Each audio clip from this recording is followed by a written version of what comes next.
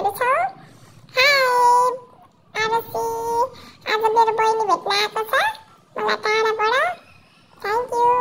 अनि अब हामी गफ गर्दै गर्दै बच्चाहरुलाई लिएर स्केटिङ खेल्न जाँदैछौँ।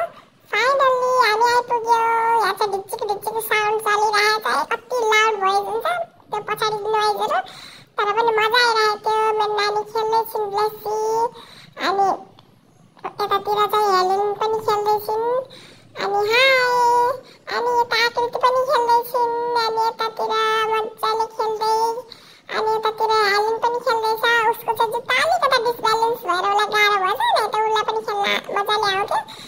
अनि यता हाम्रो आकृति, ब्लेसी, जसुवा, हेलेन भएर आइसक्रिम खाँदैछन्। खेल्दा खेल्दै उनीहरूलाई तिर्खा लाग्छ। बाहिर आइसक्रिम थियो, अनि आइसक्रिम खाएको कोन मिठो भएन। अनि फेरि उनीहरूलाई चाहिँ सबैजनाले मिलेर कुल्फी खायो। अनि कुल्फी चाहिँ सबैले आएको मिठो थियो, कुल्फी टेस्टी पनि थियो। अनि एकछिन यसो रिफ्रेस भएन बच्चाहरू, किनभने 1 घण्टाको हुन्छ। अनि खेल्दा खेल्दै थाक्छन्। अनि पानी गर्दा गर्दै भएर बाहिर आएर एकछिन आइसक्रिम खाएर एकछिन यसो फ्रेस भएन बच्चाहरू।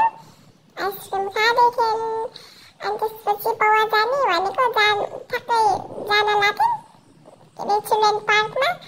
अनि एकछिन चिल्ड्रेन पार्कमा गयो, एकछिन भिडियो बनाउँदै बच्चाहरूको। अनि फेरि एकछिन स्केटिङमा गएर नानीहरूलाई फ्रेस बनाएर खेलाएको। सब बच्चाहरू खेल्दै थिएन, हामी चाहिँ हेरे भयौँ कतिखेर टाइम हुन्छ भनेर। लड्दै खेल्दै गर्दै थियौँ। अनि उनीहरूलाई चाहिँ एकदमै मजा आइरहेको थियो।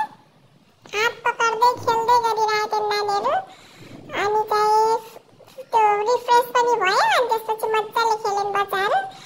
अनि खेल्दै थियौँ। अनि फेरि हामी चाहिँ एकछिनमा पौवामा गयौँ स्लाइड एन्ड स्विङ खेलाउने भनेर। तर त्यहाँ चाहिँ प्लास्टर गर्दै भएको भएर हामी चाहिँ त्यहाँबाट